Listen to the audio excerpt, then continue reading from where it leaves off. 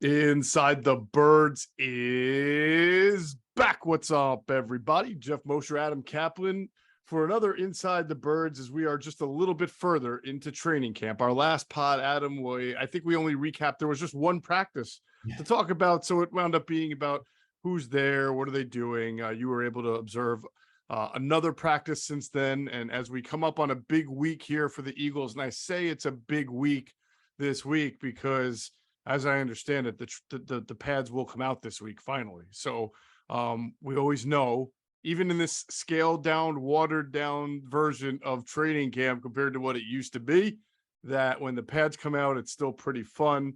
So we'll kind of get into this because we talked a little bit about the structure of training camp. There's like it's the traffic light structure. They have green, red, yellow days. We'll get into a little bit more about what that means for camp going forward. We'll talk about some of the players that you've observed stand out that we've talked to. We've talked to our sources as well. I will be at camp twice this upcoming week, so I look forward. You are on the West Coast, so just to let our listeners know, you're in the midst of your annual training camp tour, and you're out in Cali. What's it like out there? Set the scene for me. Yeah, so greetings from I'm in Irvine, California. Later today, it's Monday, I'm going to visit the Chargers and the Rams in the afternoon. They are 15 minutes from each other. They have practiced together before, but they're not doing that this year. But it's a great trip. Taking the nonstop on American is the way to go. And no problems on Sunday, I have to tell you. I was cautiously optimistic because I've read all the nightmares people are having. Well, two things. Don't check any baggage and get a nonstop flight. That'll help yourself. And easier said than done, by the way. You're one of the few people who just travels without baggage. So but when you and I go to the combine, I always when you're there for more than a week, you kind of have to. I remember our late friend John Clayton would tell me, even for the Super Bowl, John would not check any baggage. That's amazing. He would just fold it somehow. I don't know if he had vacuumed like suction to make the clothing fit tighter in the bag. But no, I'm glad to be out here. I really enjoy this trip. I'm not going to see the Cowboys this time around, but we'll talk about the Cowboys as we did right with Greg Cosell recently on our NFC East series. So you said you're seeing the Rams and the Chargers going to today. Yeah. They're not practicing together, right? That's just you're going to separate practices. Yes. So Chargers in the morning, later this morning, and then Rams in the afternoon. What's interesting is, okay, so the Eagles had when I was there on Saturday, about an hour and a half practice, which is, oh my gosh, breaking news. It's almost doubles the last one I was at. But now they list 2.5 hours for this practice, which will not happen. They run some of the shortest ones. It's the Rams. Right. But half of it is, or like a quarter of it's special teams. There's something else going on. I'm not sure. Okay. But they do list it as 2.5 hours, but I know it'll be an hour and a half. But it is interesting how not all teams. Saturday. I was at the Ravens practice at their stadium. That was 2 hours, but they have the longest ones in the NFL. Whatever the CBA allows, John Harbaugh takes advantage of it, as we know. But it's hard to argue with the Rams and Eagles doing the same thing. The shorter practices seem to keep the teams healthier. The question is, particularly early in the season, when you're not practicing a lot, how sharp are you going to be? And that's something obviously we'll look at. Yeah, no doubt about it. So we will do an ITB TV down the road in a couple of weeks, like we did last year, in which we kind of go through all of your training camp stops and what you learned at each stop. That was a really well listened to show last week, because a lot of our listeners like to hear what you observe from the non-Eagles teams. So I think some might say that you're potentially watching the two next Super Bowl teams practice today when you watch the Rams and Chargers, because the Chargers are getting a lot of preseason love. And in fact, I personally, if I had to pick a team from the AFC today that I thought was going to the Super Bowl, I would probably pick the Chargers. I just think that they're ready for that step. They got to get in the playoffs. It came down to the last game of the regular season, that Sunday night game. Whoever won got in. And the Raiders somehow, despite all the turmoil around them, they were able to get in. And the Charger defense was very disappointing last season. They were some weeks where you throw your hands up like, boy, they're not almost non-competitive. Right. But knowing how bad they were, they addressed it with Khalil Mack, J.C. Jackson, and some others. They've kind of rebuilt. They're going to have at least 5 new starters on defense, so they're rebuilding it, and they both play in the same stadium, which flying into LA was super cool because I took an afternoon flight, which, by the way, is also, I've not done this before going to LA. I usually leave early morning. Mm-hmm. Going through the airport was a breeze, and it's so cool to see SoFi. I've never seen it before. Just you're flying, and to my right was before you got there, you saw the LA Forum, and then you saw the SoFi Stadium. And when you look at it, you're like, well, wait a minute, this can't be a stadium. It's the oddest looking thing. Like, I don't know how much it holds, but I'm looking at it, I'm like, this is the craziest thing I've ever seen. Right. It looks like a triangle, but it was pretty cool. And the Forum, gosh, for I know that we have a lot of Eagle fans who live out in LA. I mean, it is, that of course is in Inglewood. Sure. That I was there twice in the 90s before Staples Center, which is downtown. It is that place is certainly different. But look, we know in Philly, for those of us experienced the Spectrum and how loud that was. Mm-hmm. So it's Great all place LA. to watch a game. What's so that? Yeah, no, I was just thinking about the Chargers and the Rams and why I think the Rams, you don't see a lot of repeat teams going back to the Super Bowl unless they're like the Chiefs, where they're just so star power driven. But the Rams really do have a lot of good players. They won the Super Bowl. They added Allen Robinson. Everybody so far has been fawning over how he's looked at training camp, which is just training camp. We'll get into that in a second. They obviously still have Aaron Donald. So they are locked and loaded. And if you looked at the other teams that were expected to be good, right, or have been good, Green Bay lost a lot. Obviously, they lost Devontae Adams. So, I mean, at wide receiver, they're sort of rebuilding right there. They are good defensively, and I'm sure the Packers will be good. I'm just saying that they lost a big part by losing Devontae Adams. San Francisco is switching quarterbacks, so that always puts a question mark. Dallas lost a lot as well, and Tampa Bay has lost 2 linemen already, 2 offensive linemen. Well, they lost one in free agency and then one to an injury, right? Yeah, you're right. They actually lost 3. Alex Kappa. Oh, right. With the Bengals. Jensen's done potentially for the season with a significant knee injury, and there was one other guy that left. So yeah, that they're kind of have to rebuild there. Mm-hmm. Then by the way, I'll be at the Niners on Wednesday. Looking forward to, and Deebo Samuel got his deal done on Sunday, so that's good. And it's funny. Did you see AJ Brown's tweet? How everybody got the same contract basically. So why don't blame me? Like I'm the problem or anything like that or something. Right. And plus I think at least 3 of them have the same agent, Tory Dandy. Mm-hmm. It's funny. And they're almost mirroring each other. But no one got even close to Tyreek Hill. And Tyreek Hill was under contract, but of course it was a trade, and Miami has done some strange things the last couple of years. So be it. Yeah. All right.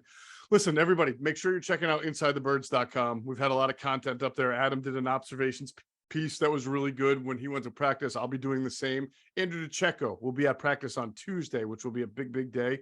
We'll get into that in a second. He's been posting content on InsideTheBirds.com, so please continue to follow InsideTheBirds.com and subscribe to the newsletter if you have not yet. And still check out the Intel with Greg Cosell. All 4 episodes that we did last month and earlier this month are up on the podcast and YouTube platforms. We did the Eagles, Commanders, Giants, and Cowboys. So it's all up there for you to, and I thought it was the best one yet because Greg really got into all like the backups, the third stringers, guys who are going to perform that you may not have heard of. So it was a really good divisional preview. But we got some Eagles stuff to talk about. So let's first talk about some injuries, Adam. We've got a couple of guys coming back, still progressing from COVID. And then there's a couple of injuries that are either significant or at least some guys that are going to be out for a little bit. The wide receiver group has sort of been hit. I mean, with Zach Pascal had food poisoning, right? Wasn't he first an illness? It was first called an illness, and then he went on Twitter and said, "Oh man, I ate some bad food," and now it's being labeled food poisoning. Yeah. Man, I've had friends who've had it. It's terrible. Yeah. Depending how bad it is. I mean, you could be Growing up for days. Yeah, man. Our best wishes to Zach to get back soon. Food poisoning's no fun, man. It's really No, bad. we right. We did see him walking around at practice, but yeah, he's not clear to practice. The kid, the great name, Kirik Wheatfall. Everybody's favorite wide receiver, Kirik Wheatfall. Right. He's got, so what they have a term. It's more of like he's they call it COVID-19 progression. I call it COVID-19 ramp up. So hasn't been cleared yet. Right. And then here are the two injuries. These are new. First two injuries at camp. Grant Calcaterra, it happened right in front of me. It was a left leg injury. He grabbed the back of his leg. It really looked like a hamstring. Yeah, I'm pretty sure it's a hamstring, because I was told it's going to be several weeks for him. Yeah, he grabbed it immediately, and you heard it. When you pull it, when it's a good pull, the guys like that, and that's exactly what would happen. So yeah, I would expect to miss some time, a couple weeks. Yeah, depending on what the strain is, what the testing shows. But yeah, that's not good, because now they're down 3 tight ends. Yep. And we'll get to that in a second. And Milt Williams has an elbow injury. We'll find out how long that is. So, but here it is. So Calcaterra's down. Tyree Jackson with the ACL, though he's doing well, as we noted last week. And Richard Rogers with the undisclosed injury. So Tyree Jackson, Brett Toth, and Rogers are on active PUP, which means they can come off at any time. Right. But man, they're down 3 tight ends. So here are your healthy tight ends right now. Goddard, of course, Stoll's the 2. He'll always be the 2. There was no one coming in to challenge him. That's not happening. Noah Togiai made a nice catch when I was there on Saturday. Let's see. JJ Arcega-Whiteside, who made the deflection, and he dove and made a nice play, but hey, that's not going to get a lot of opportunities. And then Jaden Graham, who's a special teamer and tight end number 46, he dressed for a bunch of games with the Falcons. So right now, those are your healthy tight ends. So they're going to have to do something.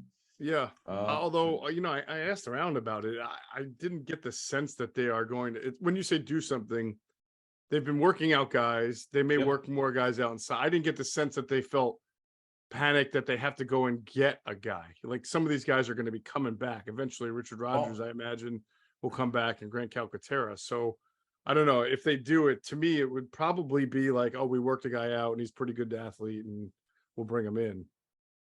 Well, they've got 5 healthy tight ends: Goddard, Stoll, Arcega-Whiteside, Graham, who just got there last week, and Togiai. Right. 5 is pushing it. 5 is pushing it. They could certainly use one more. Right. They're pushing it. Like you don't, man, another one, then they definitely don't have a choice, but they have to. Yeah, I would think that they would sign somebody, but it might be somebody of the camp body variety. Yeah, for sure. Yeah. This is just to get through what you're trying to do. It's why teams always have at least 3 quarterbacks. Right. It's not just, yes, your preseason games, but you got to be able to get with this heat. And what the weather is going to be in the mid to high 90s late in the week. I understand the Eagles, they monitor these guys, they take the temperature and all that. But the fact of the matter is you want to rotate these guys. And we're going to get into that because, boy, they're rotating a lot of guys, and it's pretty interesting. They're doing stuff we didn't see last summer. But you'd like to have 6 to go through all the rotation. I would agree. The Calcaterra injury, let's put that into a bigger perspective, because hamstrings are tricky. Like I said, from the sound I got, it was going to be a couple weeks, but you never know. Guys sometimes get out there quicker. Sometimes it's the opposite. Sometimes it's longer than you think. But operating that it might be, mid to late August for him to return, it's not a whole lot of time for a 6th-round pick to be able to establish himself. Because once he does get back on the field, especially for a rookie, there's been installs, there's been stuff that you just haven't been able to, it's not like second nature to you. You're just learning all this for the first time. So I know we've talked about how many tight ends will the Eagles keep, and I've favored the idea that they would probably just keep 2 and then stash Calcaterra and Rogers on the practice squad and kind of move them up when they need. Well, stash, you got to cut. The problem is of course, yeah. I don't think these guys are going to get claimed, especially a 6th-round pick who missed 50% of training camp. I'm not really worried about it, but you never know. We thought that about Togiai, but either way. That was a stunner. I know people make fun of Yeah, us, but yeah, but at least he's Togia was back though. playing. At least he was playing though. Like Calcaterra is not going to be Yeah, playing for a couple of weeks, so sure, there won't sure, be tape of him. true. So I would have to think that he's going to have to when he gets back, he'd have to bridge the gap really quickly, or they're just keeping him because they drafted him. I agree. We'll have to see. Fair. But Sure. when you come down to a numbers game, if you want to be heavier at linebacker or in the secondary, which or maybe on the O line and D line, then you got to give in a certain area, and that might be the position that they're not afraid to be thin at as far as 53, but stashing as many guys as they can on the practice squad. Yeah, they historically go heavier at O line, so you can't keep everybody, and they love their O linemen. They do. So we'll see what happens, but yeah, that's a tough break being down 3 tight ends. I mean, Yeah. there's no way to plan for that. But they, in advance, once they started, a couple guys went down, or they knew once Rodgers went on PUP, that was when at the start of camp, that's when they had to bring Graham in. Yeah. So we'll see what they do.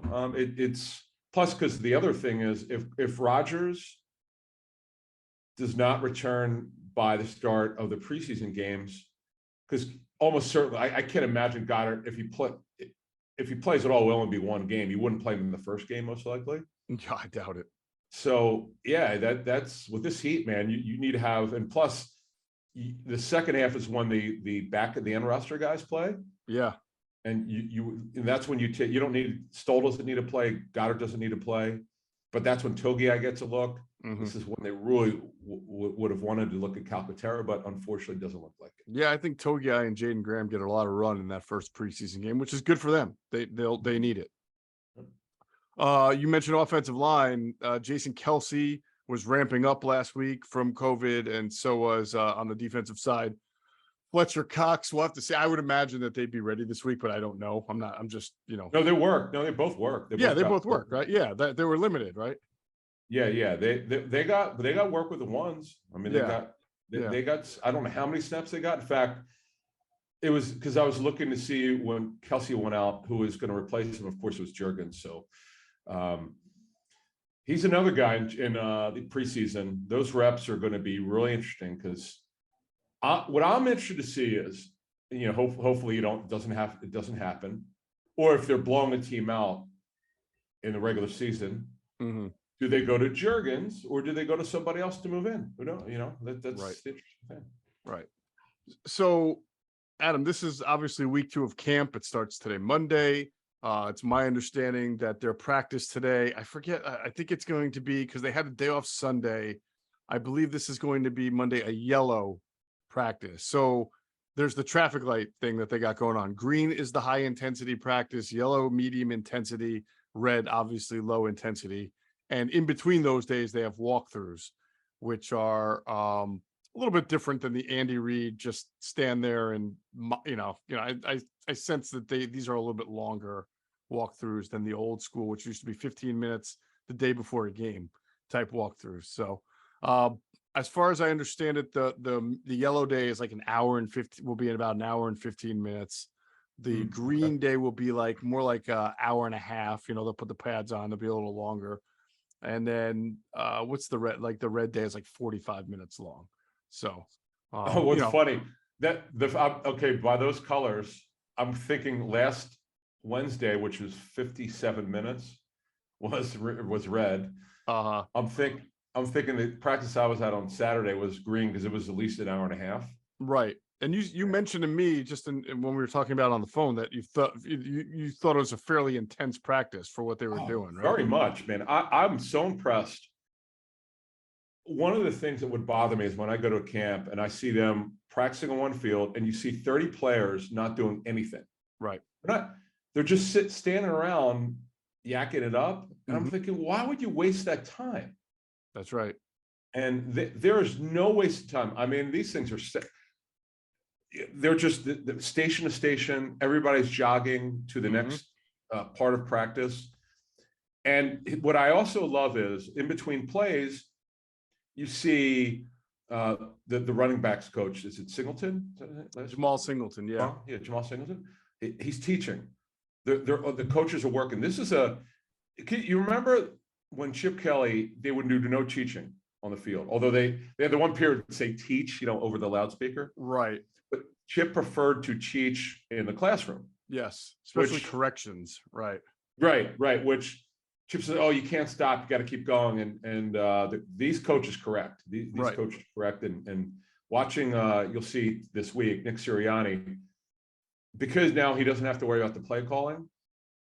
He goes to both sides of the ball. It's not just on offense. He will go to position by position and seeing what's going on and observing. Sometimes he jumps in and says something, but it's for CEO head coach.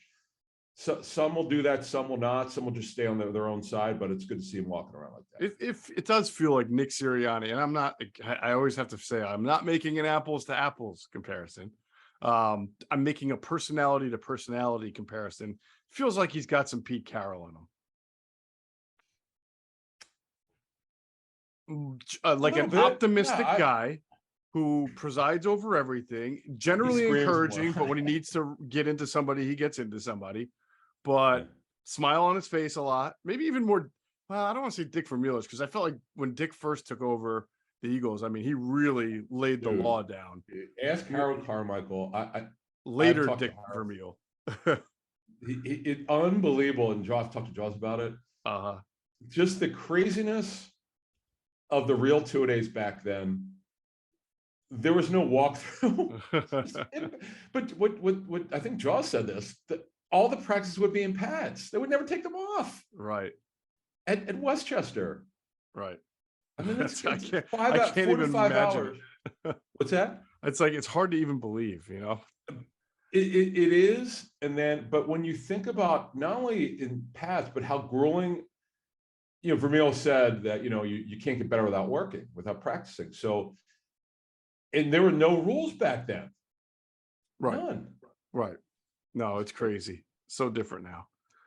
All right. I want to get into some of our observations and some of the things we've heard and told. Got some intel. I thought it'd be important to just spend like 30 to 40 seconds here, because I think we try to do this every year, and I've tried to figure out like the best way to kind of put training camp in perspective, right? Because we're about to.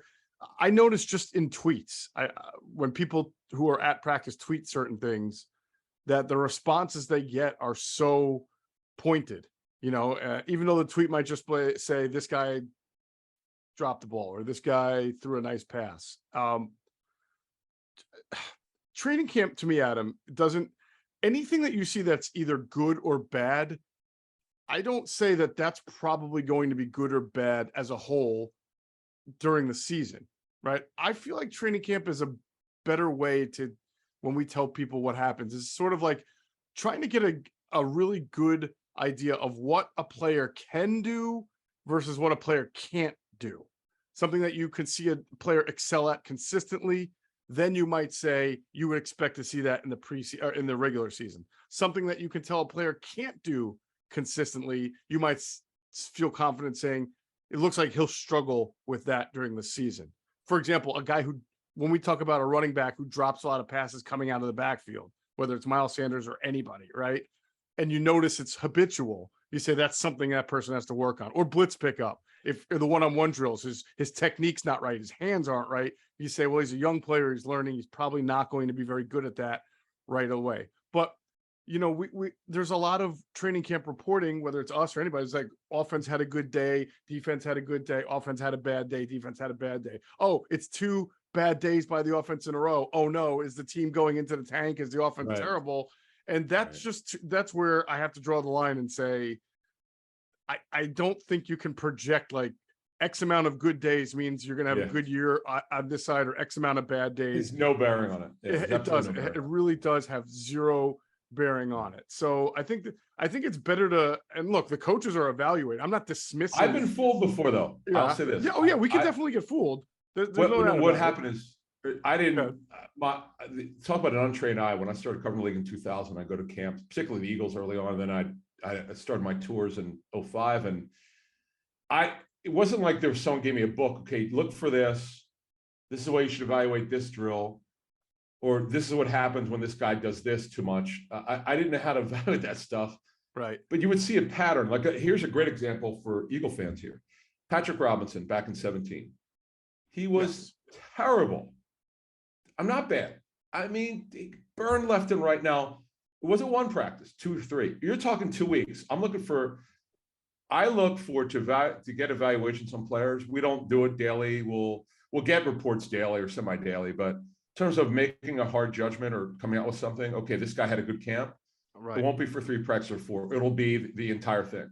Right. So, with exceptions, like Patrick Robinson was so bad, it wasn't just 3 practices or 4. It was 2 weeks. Mm-hmm.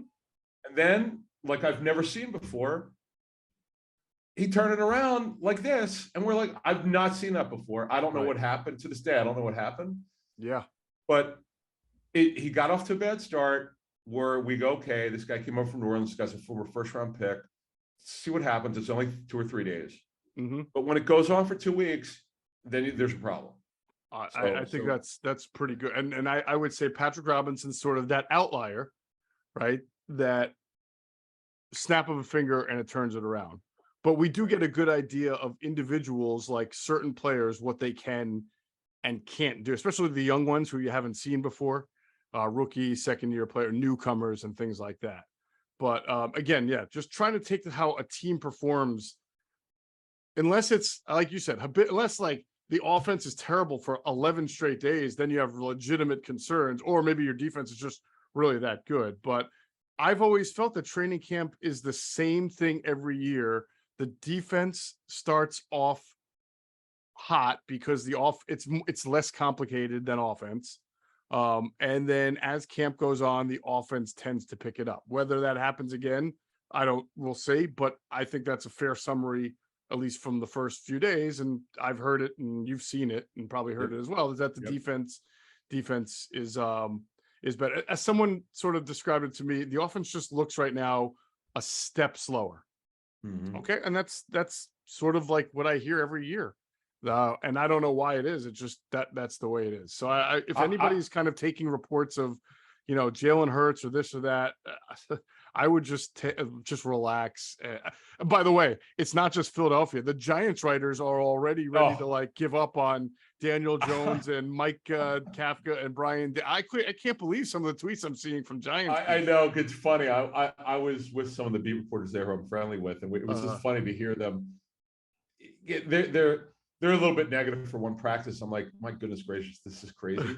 I remember there was a camp with McNabb. I'm going to say the first 3 days of practice, he was not very good. And I'm like, he with his accuracy and his footwork, Jaws caught on tape, and Cosell confirmed it because they watched it together, that Donovan would lock his front left leg, and it caused the ball to dive.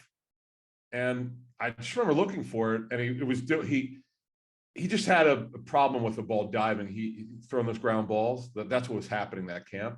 Then he slowly got better.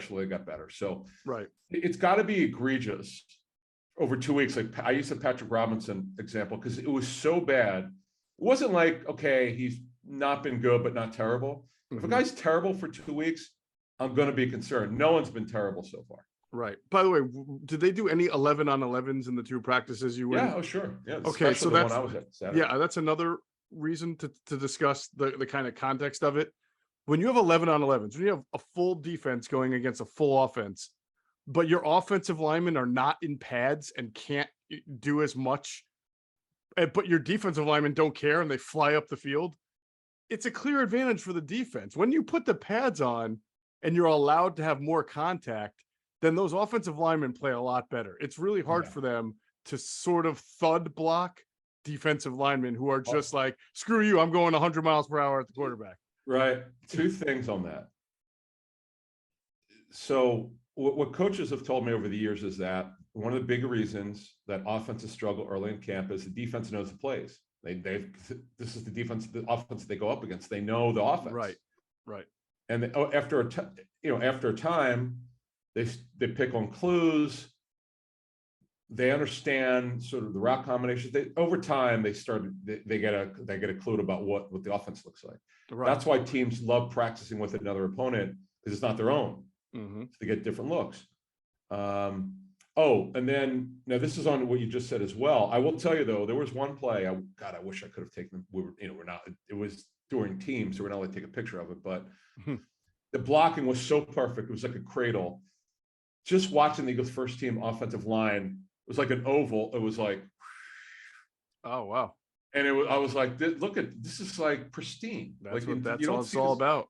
right? You don't see this without pads on. Now this is the pass down the left sideline where James Bradbury. I was going to talk about it when we talk about the some of our observations in our intel, but it was where there was the protection was great. Hurts made a good throw. It was really covered well.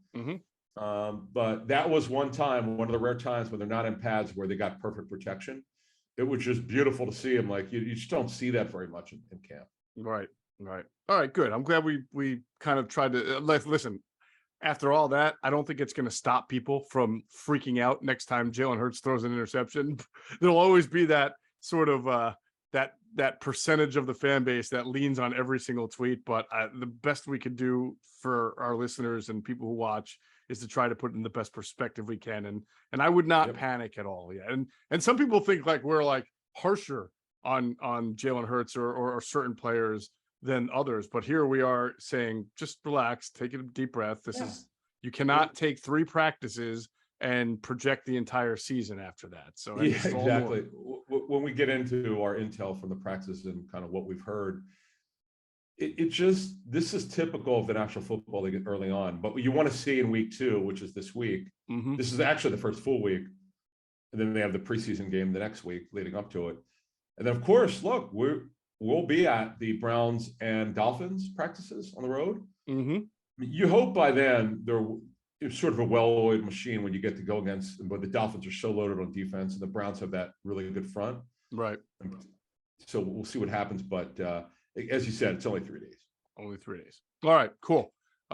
Let's get into some of our intel first. We're going to talk about our friends, our partners, Freestone Farm CBD, our favorite CDB brand, because they farm it themselves with all organic inputs, and they offer you education on what they grow and how they grow it to make the best quality product on the market. Look, we've tried different brands, but CBD from Freestone Farms has been the best because we use it after our workouts for that post-workout feel that you get. And also right before bed, we've been sleeping so much better at night. And what's more exciting, our friends at Freestone Farms just have unveiled a new strain menu with some supremely good CBD at prices you're going to love.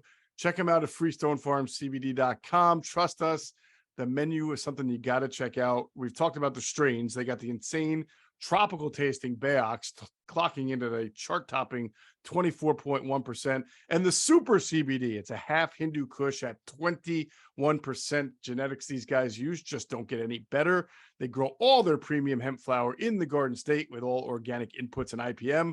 Absolutely nothing synthetic from farm to jar. And after they harvest, they carefully preserve their plant compounds with a perfect 3-month cure.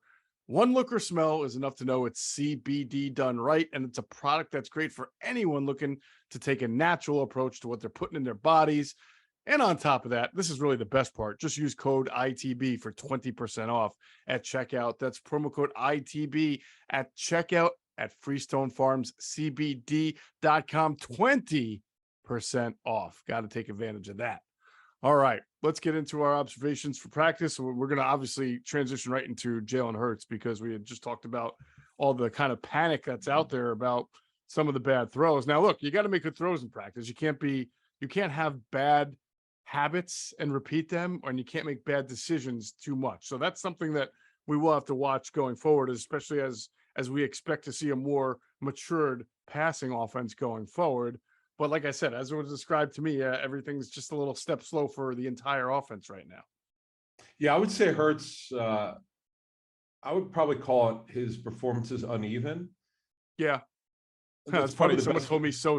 That's like the same thing as uneven. So. Yeah, that's based on what I've heard and what I saw with my own eyes. The thing that is troublesome a little bit is, you just mentioned it, making the same mistake twice.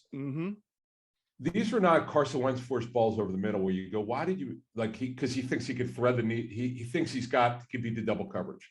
Right. The first one was terrible early. I think it was in Wednesday's practice. He threw it across his body to get rid of it. He just should have thrown it out of bounds. And then when I was in there Saturday, he did something similar again. Just throw it out of bounds. Coaches will love that. That's exactly what they want you to do when you don't have it. And then the other thing he did is when the DB had leverage on the receiver, clearly didn't have the throw. He still forced it. This is where you want him to go to the second option, right, with a second read, and he needs to keep doing that. And then the good downfield throws. He's got, Cosell told us this. We asked him when we taped that show with him. He said he's got enough arm. He clearly does. In fact, on 7-on-7. Beautiful downfield throw. Quez Watkins beats coverage. I forget who was covering him. And Watkins just simply did not track the ball correctly, or this is 6. It's a great throw. It's just, the untrained eye would say this is an overthrow. It was not an overthrow. You got to track. This is inside football right here. You got to be able to track the football. Right. And that's something that he should be able to do. It's not for everyone. Track the football is not easy. There's no question. It's not easy. But the throw was there. In fact, he had some good throws to AJ Brown. We'll get in a second, and Devontae Smith, no question about it. And I'll tell you what, his security blanket. It's not AJ Brown, although he's going to get plenty of work. It's Dallas Goedert. My goodness gracious, both practices. He is his safety valve when he doesn't like what he sees. He's not thrown to the ground. He finds Goedert on crossers, line up in the slot wherever they want him.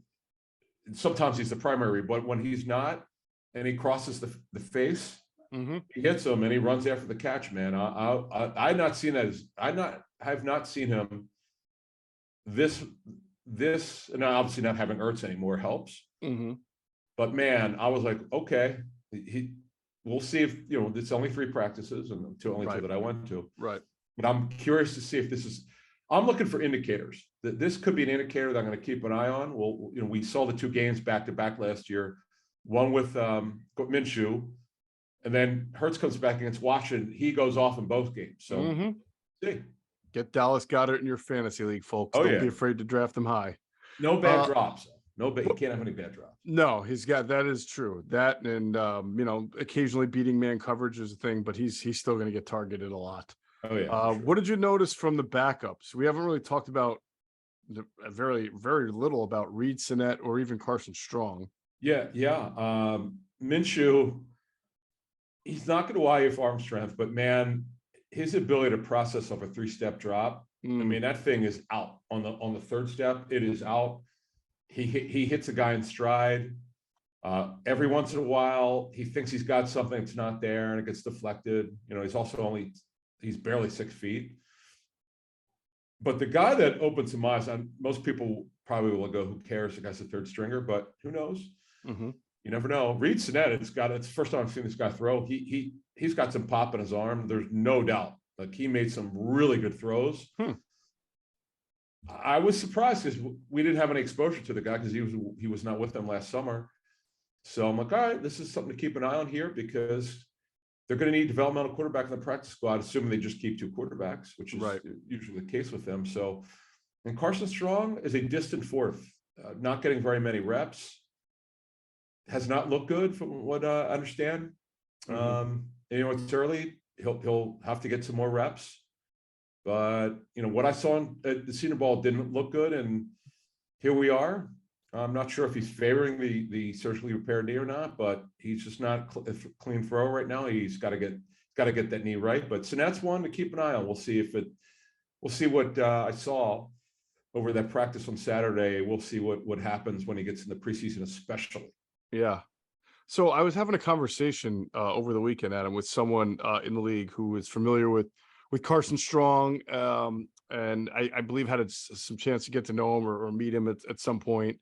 Talk football with him, and the impression I came away with is that the 2 things that were working against him, one being obviously the knee, right? The medical, he doesn't move around very well. And 2 is that the Nevada offense is about as schemed up as it can be. And, a lot of colleges are, but that one in particular, and that the difference between what they run conceptually at Nevada and what most NFL teams, especially a West Coast team, would be pretty significant, and not as just a finger snap for Carson Strong. So he kind of left me thinking that, Carson's probably a year development type of guy, and just probably not going to be ready this year to challenge for a backup or maybe even number 3. He's going to need some time to get, fully healthy, strong with the knee, and as strong as he can be, but B, to really understand NFL offenses and reads and progressions and footwork and things too. like that. And technique. Yeah. Yeah, because that was something that I noticed. And again, his knee didn't look right, but I remember Nick Foles at the Senior Bowl. He struggled mightily because he was not the way the Eagles explained to me was that Senior Bowl in 2012, he was asked to change his footwork and he just wasn't comfortable. It's hard to do that in a 3-day practice. It's not fair, but he had to do what he was told. So yeah, who knows? If it's, as you're saying, if you've heard that it's a completely different offense, it's going to be hard for him to unlearn that one. And then the footwork obviously is different here, so that's something to look at. But Reed Sinnett, it's a guy to keep an eye on. In fact, when you go this week, I'll be interested to see what you think about Sinnett. Yeah, I will keep an eye on that. So there was a big sort of controversy about Miles Sanders not being the first guy to take first team reps on, I think it was Friday, right?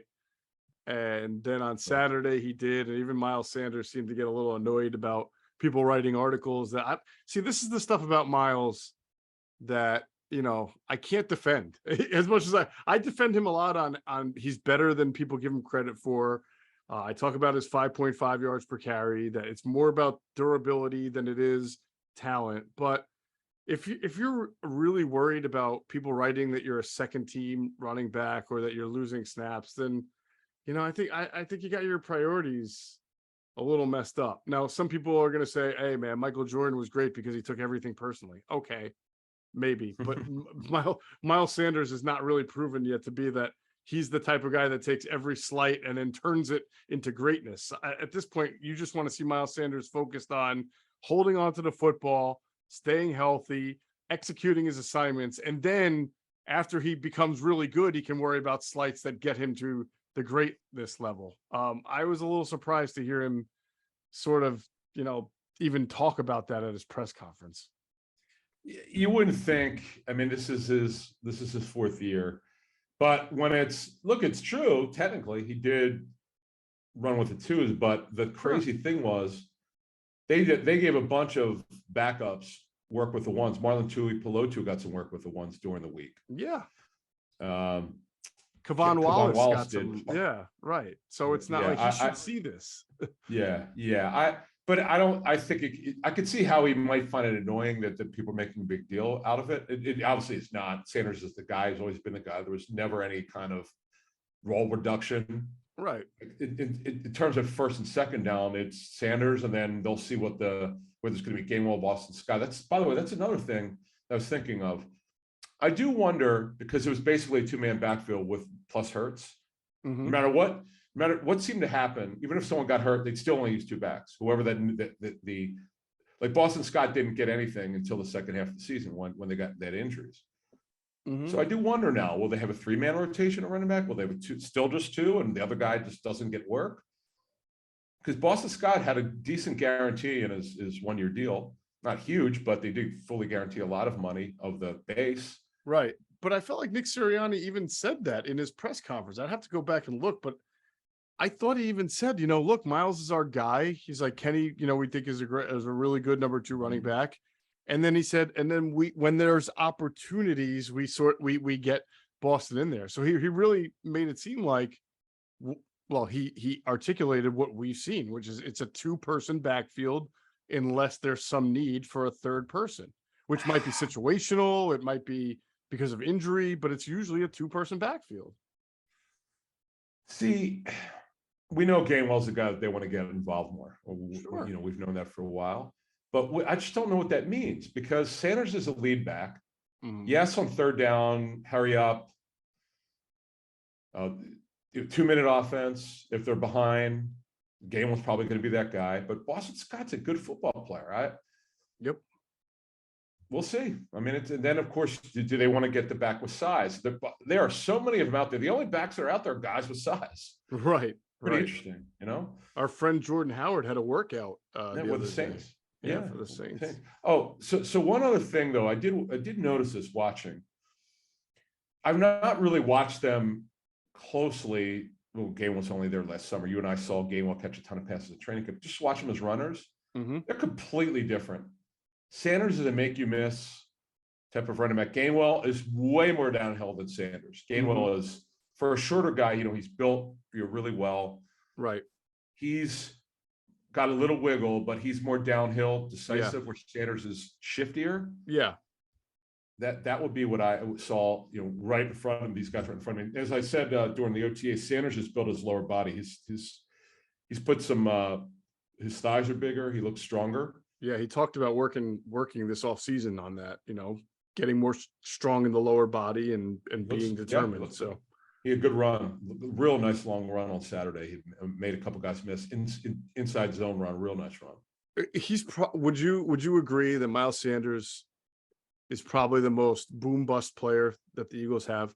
Like, he could probably have a 1,500-yard season with 9 to 11 touchdowns, or he could drop some passes, fumble, lose his job to Kenny Gainwell, and finish with like 525 yards this year. You know, he's too talented to be a bust. I don't see that. Fair. He's just too good. But I still think, I know some people don't agree with me, I still think he should be better than he is. He should command the football. I understand that the staff likes Gainwell, and we'll see exactly what his role is. But he's pretty gifted. I get the problems with pass protection. He's not great at it. Right. That's one area of his game. The hands have gotten worse. Boy, he was so ahead of the schedule with the pass game as a rookie, and then he slowly regressed in the area. I don't know why. And that's part of why someone once described the change in quarterback, not only from Carson to Jalen, but from height, from arm angle, that there were a lot of different adjustments going from one to the other. Now I don't want to make excuses. Like, you know, he's not the only running back that has to deal with a different guy pulling the trigger. Like, eventually you got to see the ball and catch it. But but I can understand why that initially that might have been a little more of an adjustment than normal. Yeah, no, I remember you talked about this when this came up before. Yeah. But look, this is a huge year for him, and they're in good shape. It's just, do they feel like they need to get the back with size? And because the good thing is they've got any team wanting a back with size is leverage here, because there's so many of them out there. Right.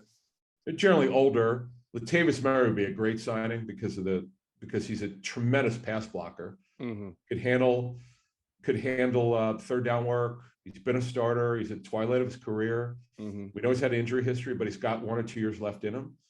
There are a bunch of guys out there. David Johnson's out there, who's clearly near the end of the line. But there are plenty of guys. Jordan Howard, obviously, but you worry about the neck, the stingers, and all that stuff. But they're in decent shape there. Awesome. All right, so let's talk wide receivers, because I know you've been dying to tell the viewers and listeners what you observed about AJ Brown. It was really, I went back in my notes when I visited the Titans back in 2019. AJ Brown's that was the last time I was with them. I think it was 19, AJ Brown's first year. And I looked at my notes, and he kind of ran better than I thought back then, because he's all, you know, he's built. He's a well-built guy for being under 6'1". He's about 6 feet 7/10 of an inch. But this sums it up. So one play, a sideline throw, ball's on time from Hurts to AJ Brown, and I'm seeing the trajectory of the throw. I'm like, well, this is going to be this. There's no way he's catching the football, because the coverage was great by Slay. He's right there. And again, we don't have instant replay, folks. If we just have to go what I saw, and he leveraged them, and it's so subtle. His leverage. He doesn't like push him where it'd be a penalty. Might be a forearm, an elbow, hand, slap the guy's hand down, which might have been it. If that's what I saw him do something, but it was not hand a penalty. fighting. Right. Hand fighting. Right. Yeah. Remember, I'd said at this time of the trade. What's that? It's a slap move for a receiver. It's Yeah, he's good yeah, at it. yeah. It's a common move. It's not a penalty. Right. Remember when I said that we had heard that AJ Brown basically wins every route? He wins every time. Yeah. This is the epitome. If the coverage was there, the Right. guy still won. Right. At that point, you're just hoping your D-back makes the tackle after he catches the ball. Right. Or now that see what's going to happen is because AJ Brown and Slay are going to go against each other a lot. Now that Slay's seen this now for three, because Brown didn't practice a lot in OTAs, so now that Slay's seen this, I'm interested to see what he has in store for AJ Brown now. Let's see, you know. Yeah. And then he had another one where he just it was almost like he stood there. Right. He just moved. He moved the guy away, and he's caught. I can't remember who was on coverage on that one, but he's a pretty amazing guy. And what we're not seeing yet, I'm interested to see is that bang eight play, which is three-step drop and bang quick out. That's why they call it bang eight, because it's right over the middle in breaker. That's the bread and butter of the AJ Brown Titans plays. Yes. Almost so a majority of his routes are like that. Nobody ever stops it because he leverages the guy. Right.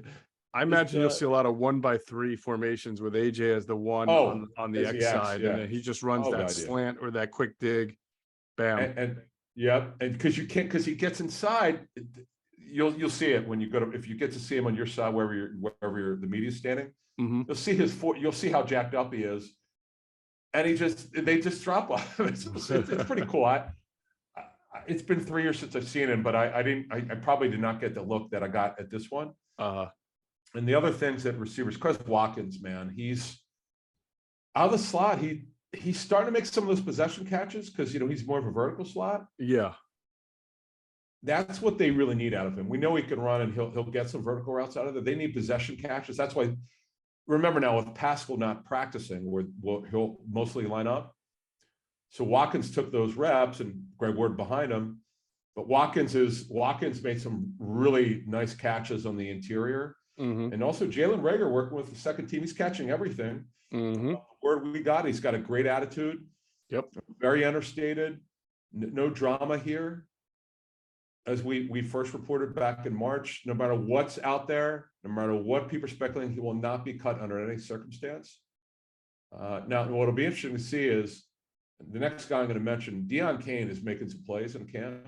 Superman. I heard about this and I saw it, and I know that this kid was going to be a starter for the Colts years ago before he tore his ACL this rookie season, I think. Yep. But he's healthy. He's bounced around a little bit, but he had a drop. Okay, I'll mention that. But he's making some plays, and he's got good size, and he's another Nick Sirianni guy. This is the guy that I expected was going to kind of come in and raise some eyebrows, and they're going, because like you mentioned, he was a somebody with the Colts at one point, right? He just had that injury. But he ripped up his knee, didn't he? ACL, yeah. It was an ACL.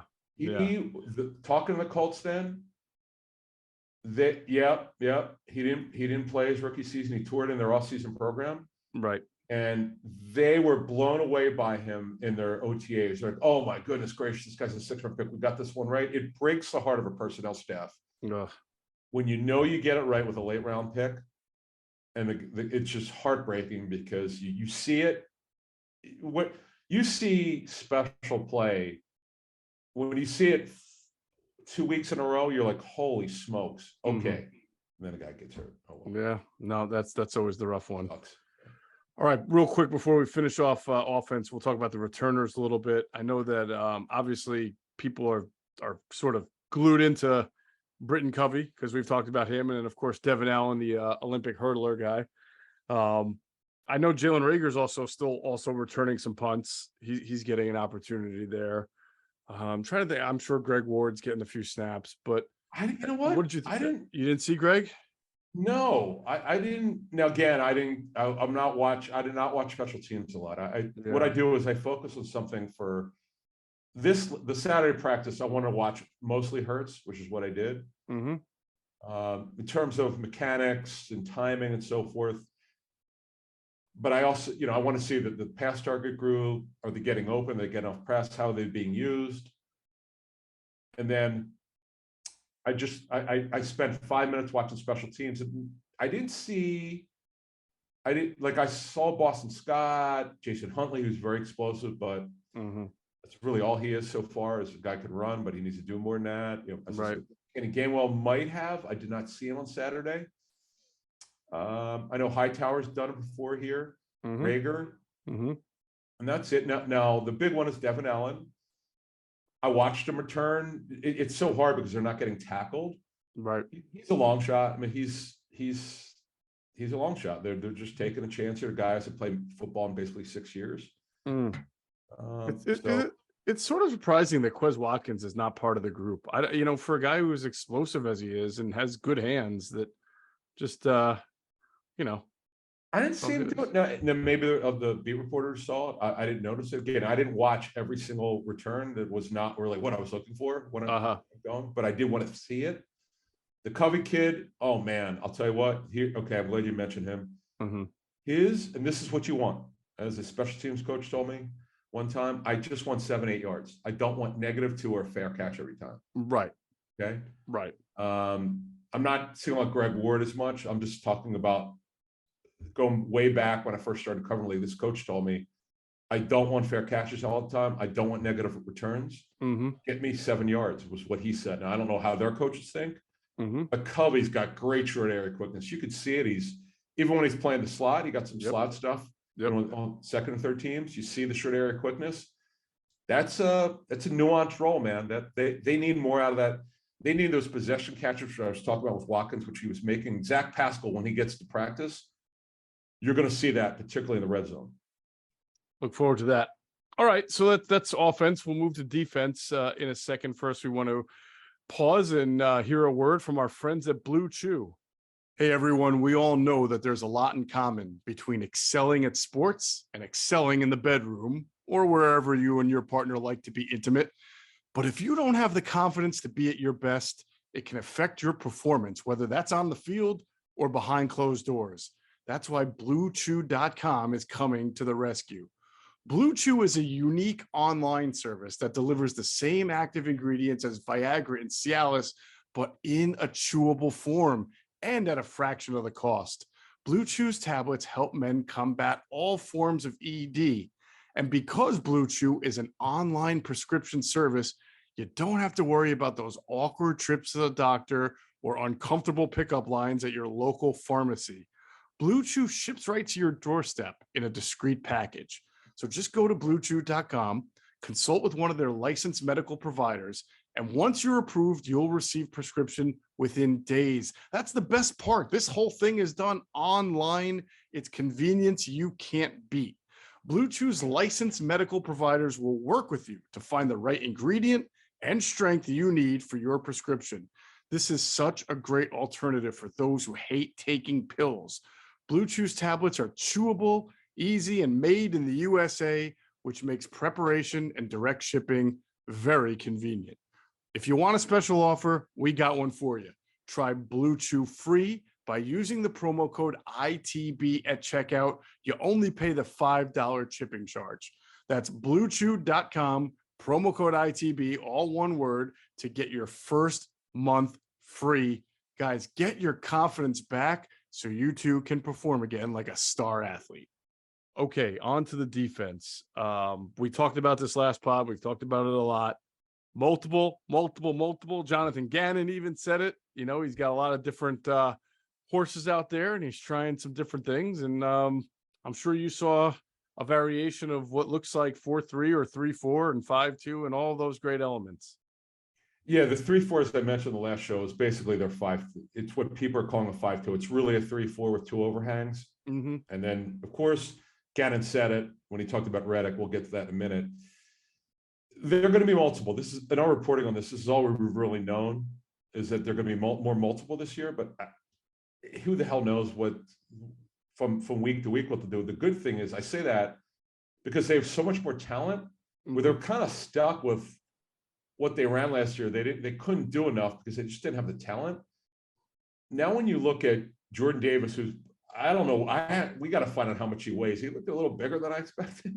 Now, I know that they're not in pads, and but they will be soon. Yeah, sure, this week. But their ability to be multiple with Hargrave, I know you got a note on him. Milt Williams with the elbow, I understand that, but he's a guy who's gonna have a big role. Tui Pelotu, who they really want to get a good look at. He's going to get a ton of reps in the preseason. Yeah. By the way, I was told that Tui Pelotu has slimmed down a little bit. Good. Now we know last training camp, he just wasn't himself. He struggled. I don't know what was going on with him, but he just hamstring. Yeah. Oh, that's right, the hammy. That's right. But he has that, and then probably losing the weight might help you with that. You're not carrying that heavy load on top. So, sure. And he's looked good. You mentioned that he ran with the ones. I didn't even know that, but I was just told that he was looking more dynamic at the point of attack, is how it was kind of described. I understand something though. They were doing some things I've not seen them do before. Again, it was getting Gainwell ones.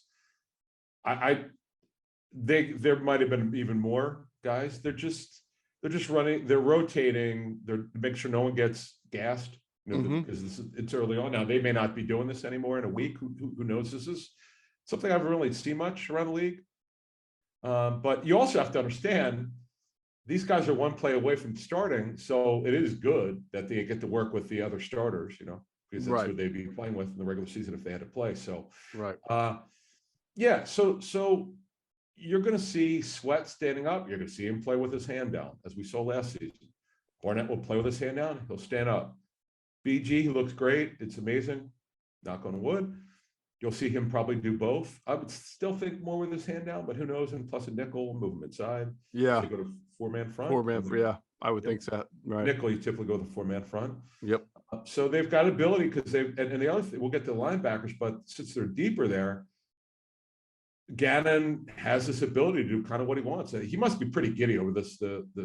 Boy, it's just like night and day what they inherited last year. Right.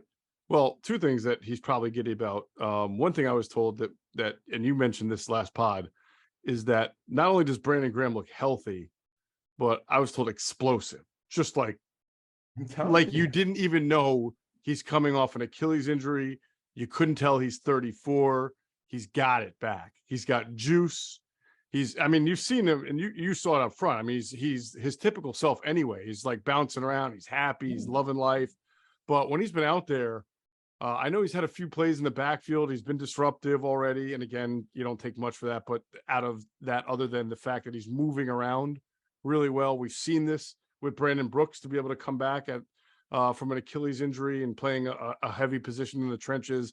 But that's got to be a good sign. I don't know what his role is going to be. I think that's yet to be determined, and we'll find out. But I agree.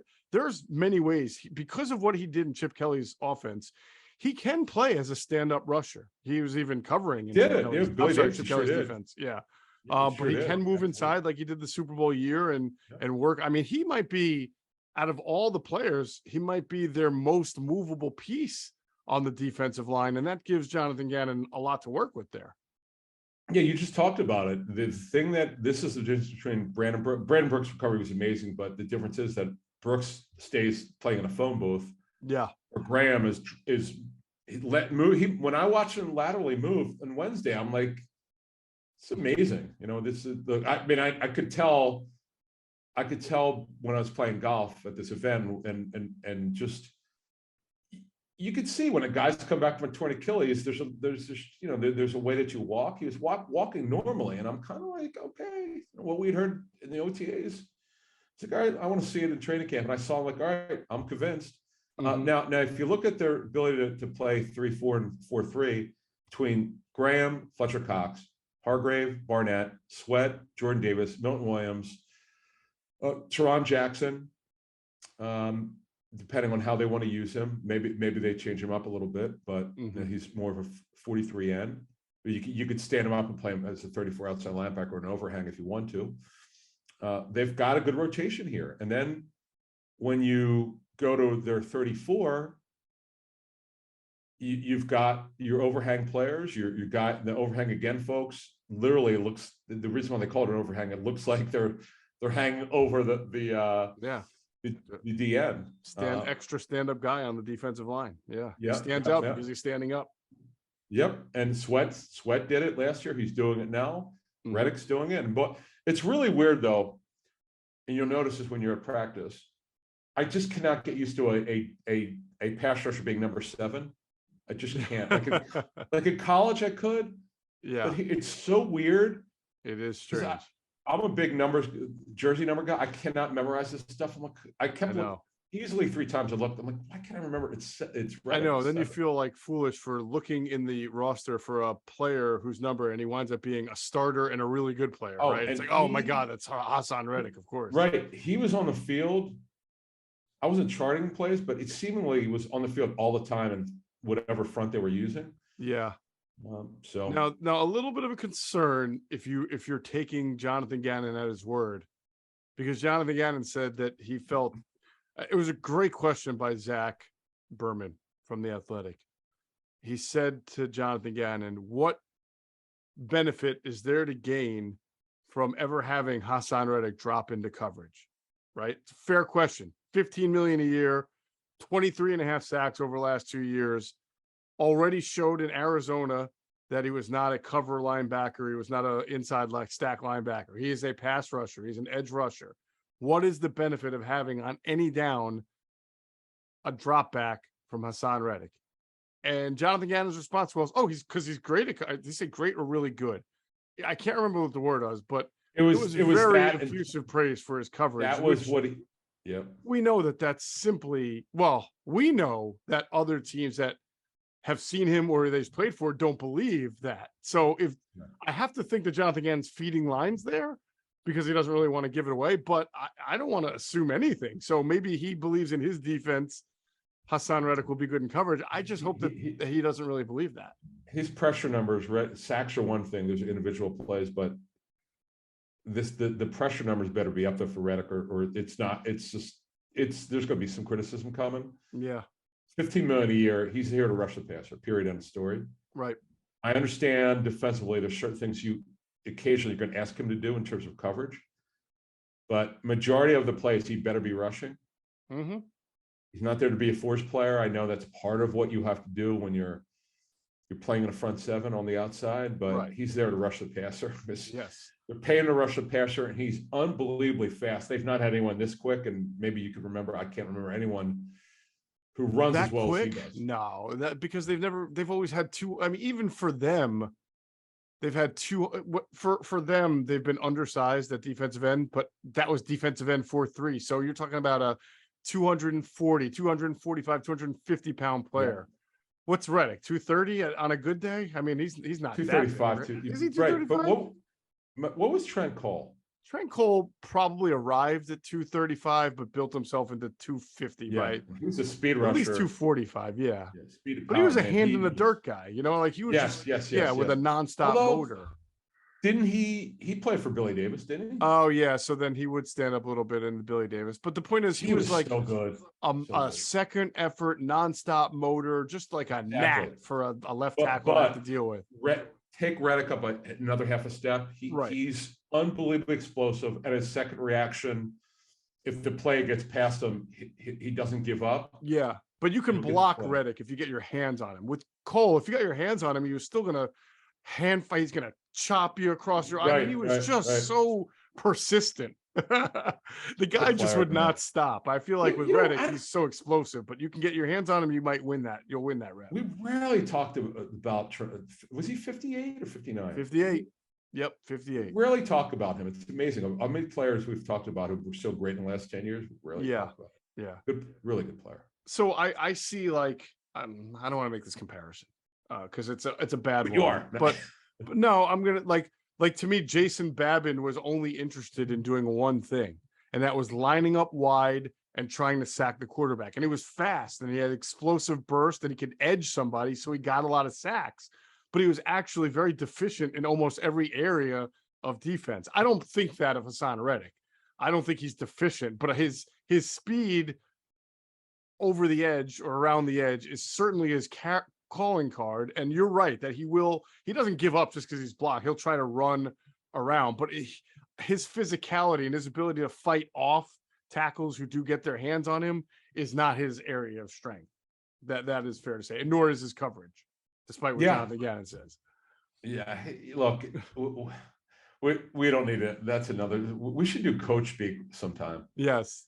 Yeah, remember when Domowitch used to do what Andy said and what Andy meant in the Philadelphia? Oh, right. Or I like Andrew Brandt says, what's he called? Brandt, what Andrew, Brand had some kind of line. He calls it the translation. Oh, yes. He just does translation. Yeah. And Right. then I he says what it love really that. means. Right. Right. Exactly. Because Xander worked on the club side. But look, they got speed. They've got depth now on the front seven. So, yeah, this is going to be fun defense. I'm expecting to be. It better be because they've got a lot more talent. So 2 things I was told, Adam. Hargrave looks really good. Like he picked up from where he was last year. You always I don't say you always worry or wonder, but when a guy's a really career good year, you wonder, does he come back and do it again? So at least he's looking the part in training camp. And another piece of little nugget here is that Derek Barnett actually came to camp bigger than he normally has. Good. Now I know it, and I don't mean that in a bad way. Now it was described to me that's a little like strange seeing him a little bit bigger, and he's kind of carries it around awkwardly, but he's actually doing a good job with it. He's out there and he's playing well. So 2 summers ago, he was high came up in the 220s conversation. Yeah. High 220s, low 230s. Yeah. And, what maybe early in camp, maybe got up to 245. I don't remember now. It's 2 years ago, but he needs to have his weight up. He's another guy. We don't quite know how many snaps he'll handle. We know he's got decent coin, not double digits per year, but decent enough coin where he's going to have to play. I just wonder how they're going to use him because we know he's done both and will do both. Yep. But we still want to see what this rotation is going to look like. But the great thing is they have a rotation. They have the ability to do it. Right. But we'll see who plays the most amount of snaps. Absolutely. Let's get into linebackers. But before we do that, let's stop and let our friends know about PHLSportsNation.com, enhancing the fans' experience with their coverage of all Philadelphia sports teams. For the fan, by the fan is their motto. So make sure you check them out at PHLSportsNation.com and on Twitter at PHLSportsNation. Let's also pause for a word from our friends at Sky Motor Cars. And if you hop into Sky Motor Cars out there in Westchester, PA, make sure you tell them Adam and Geoff sent you. You'll get a great deal. Let's talk a little linebackers, Adam. That's obviously the area that people are most curious about. Now, I think people thought Nakobe Dean would be like, bam, in there, first team, going, right away. But I think they have to remember he's a 3rd-round pick. And as a reporter covering this team for almost 20 years now, I cannot remember a single 3rd-round pick who just got to start off on the first team right away. Not one single one can I think of that did that. Doesn't work like that. Right. Exactly. Right. No, he's got to earn his keep. He's running generally with the 2s. He's had some plays. He's been physical, no doubt about it, wearing number 17. And he too got his car at Sky Motor Cars in Westchester. There you go. Good segue. So the 2, when they go to 34 front, the 2 inside backers to start now are White and Edwards, but that's going to change over time. Dean's going to push Edwards. Edwards most likely will be a 2-down player. And I look for Dean to cut into those 2 downs. But Dean looks he's getting better. Davion Taylor looks really good. He's back. He looks like he's put some weight on. We're told that to help the injury stuff is he took up yoga, which helps with stretching and just loosening up a little bit. So we'll see. Hopefully this will help him. But the good thing is now where they didn't have a lot of depth at inside linebacker, when they go to a 34 front, they've got it. White, Edwards, Taylor, Dean. That's I know Jacoby Stevens is there, but he's really not, part of it. I mean, he's on the, he's like 3rd team. Then you've got Christian Ellis, who's still there, but it's those 4 guys, and they've got depth there, man. To me, we know Sean Bradley's going to be on special teams, so he most likely will make it to play specials. But it's those 4 guys right now. There you go. I think that, and we have more to see. It sounded like Davion Taylor had some good practices too. And he did. He looked good. Yeah, he looks good. Knock on wood, he's healthy. He got off to a great start last year, and then it was one injury after another, unfortunately. Right. Look, the beauty of the Eagles, right? I mean, they gave Edwards a 1-year extension. They signed Kaiser White to a 1-year deal. They have Davion Taylor as a 3rd-round pick. And same thing with Dean. I don't think they have to have a horse in this race. Like, they don't have to feel pressured to play anybody who's not the best player. You know what I'm saying? They don't have to say, we drafted this guy in the 1st round. Oh, we gave this guy a 3-year, $30 million. whoever are the two best linebackers or three in whatever situation that there are should be the guys that play. And there should be no ulterior or external reasons to for somebody else to play instead, you know? Yeah, you're right.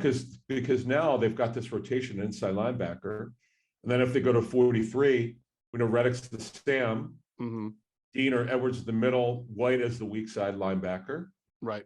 Taylor's more of a weak side linebacker. Though I will tell you, though, coaches will tell you that in 43 front, depending on the scheme, sometimes the weak side and the strong side, sometimes guys play both sides. Yes. They're able to play both depending on what their thought process is. So the good thing, again, before we get to the DBs, is that you're right. They've got depth.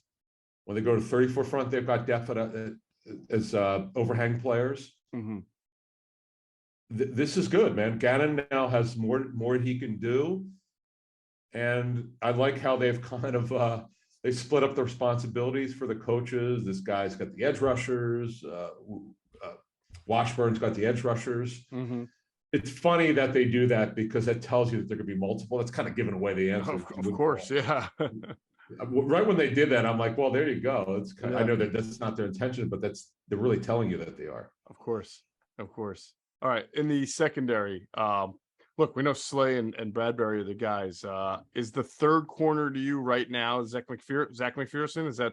Yeah, for now. Okay. Sure. Sure. He's had some places, given up some places. Oh, I want to talk about Bradbury. Okay. Bomb to Devontae Smith happened right in front of me.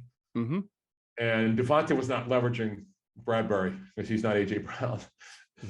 A great effort by Devontae. He tried. He got into Bradbury's chest, but Bradbury knocked it away. It was a nice play. Right. Was it underthrown or because I would expect Devontae to have a step on Bradbury, no? No, they were both there. Then they got there at the same time. And the cool thing is, maybe you might remember, I can't remember a time where they have two corners who are basically 6 feet or taller. Slay is right under 6 feet even.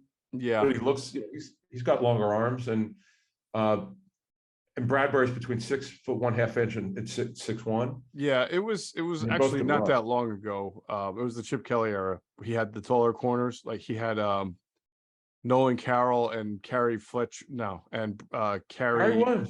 Williams, but they weren't very good, so it didn't matter.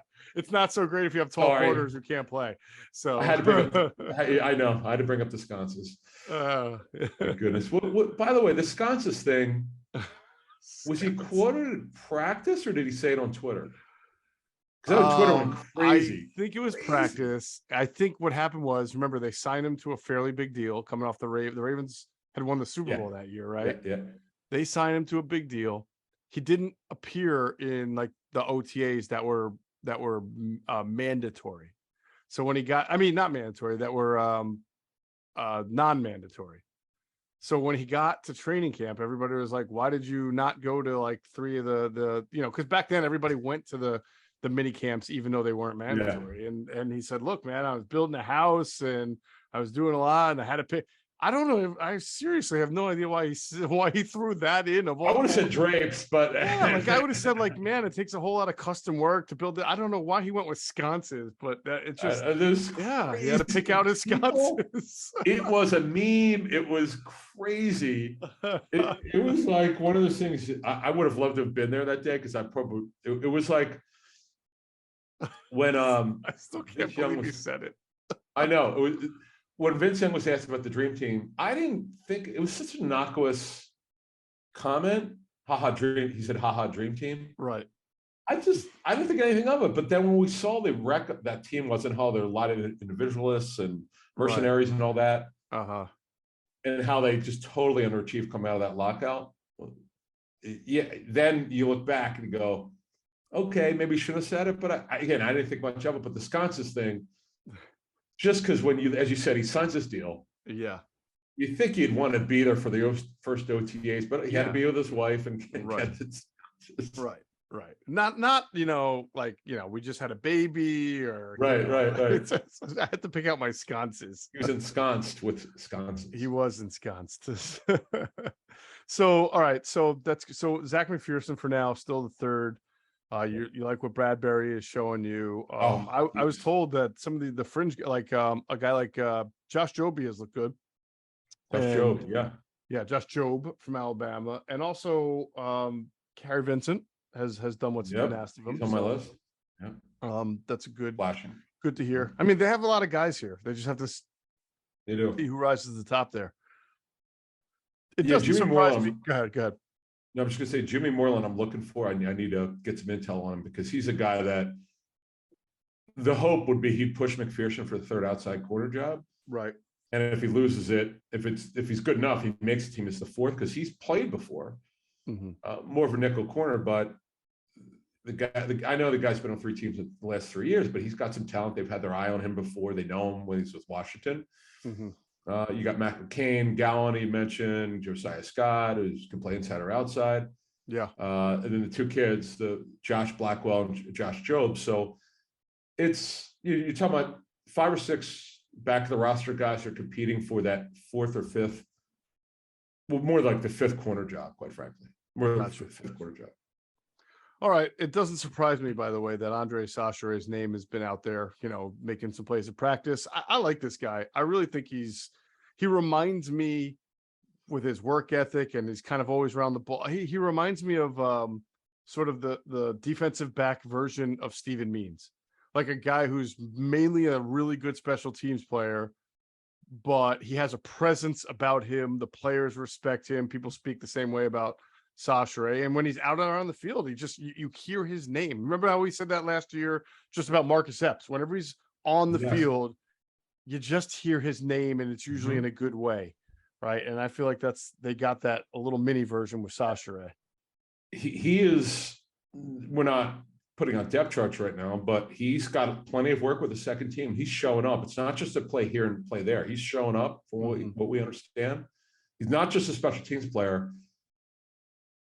Tart's having to learn the defense because obviously Sachere was there last year, so he knows it. Right.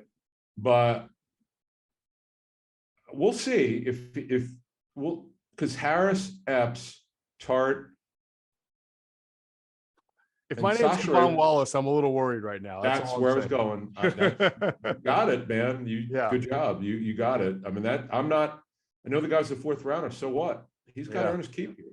Right. This is year 3. I mean, when you're a 4th rounder and you're still battling for a spot on the team in year 3, that's, and you got special teams guys outperforming you. Yeah, that happens. And one more thing, Maddox has had a very good camp. Again, it's not just 1 or 2 or 3 or 4 plays. He's been very consistent. Right. In this game. And we said it last year coming to camp. Now he just has to play slot. He's going to be way better because there was too much on his plate when he was playing on the outside. He's not an outside corner. They drafted him to be their slot of the future. That's what he is, and that's why he got that contract. So they're pretty good there. And I'm interested to see that one of the battles we'll see. There aren't a lot of battles in camp. It's just the back end of the roster as we're talking about these corners. Can Tui Pelotu be that fifth D tackle? Because Mel Williams will also play some D end, and that's it really. I mean, just the receiver. Once Zach Pascal gets in there, should be this week. We'll see him go against Rager. We'll see, and then the other thing is, once you get further into camp, this is it right now. You're going to practice this week. Yeah. This is when not that they weren't competing, but this is when we start having an idea of what these guys' roles are going to be. Like, we know that they're not going to play Graham a ton and practice Graham a ton. I understand that. Right. But as we go the next 2 weeks, you're going to start to get a pretty good idea. Okay. Once Pascal comes back, maybe Watkins won't play as much in the slot. Maybe we see Gainwell now taking